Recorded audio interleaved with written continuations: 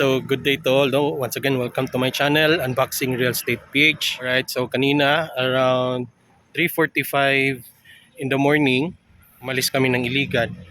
So today it's 9:45. Alright, so from Iligan City until now, no? So ika-count ko kung ilang oras 'yon. Using this one. Alright. So, medyo malayo pa kami sa Davao City talaga kasi doon yung destination namin.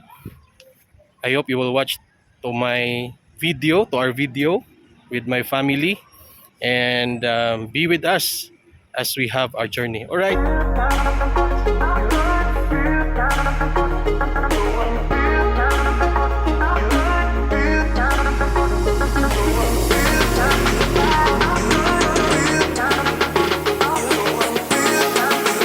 Hi guys.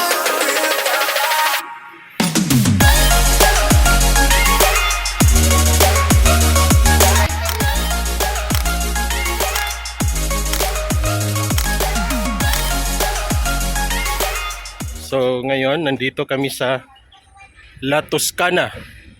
It's an Italian style pizza restaurant. So So by the way, nandito na kami ngayon sa Buda. Ayan. And bababa kami kasi umakyat kami doon.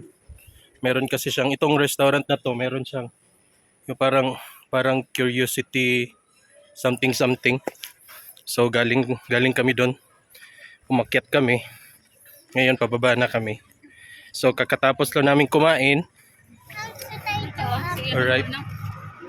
So ito yung name ng restaurant, La Toscana Restaurant.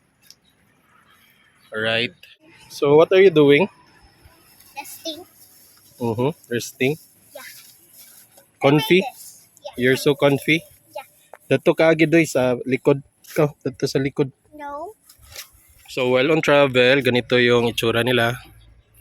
Ayan. So kasi sobrang aga namin, mga almost 4 AM na kami umalis. Kaya sinet up kong ganito. Ayan. So comfy naman daw sila so far. Do you like it here, Doy? Yeah. You Ate? wanna sleep here? You like to sleep here? Wait, I already sleep here 2 times. Today only 2 one. times. Today only one. How about you, Doy? Are you comfortable here? Good job. Alright, so paalis na kami. Didiretso kami sa Crocodile Farm. Alright. Ayan. So, Asa tong blue doy? see you later. Bye-bye.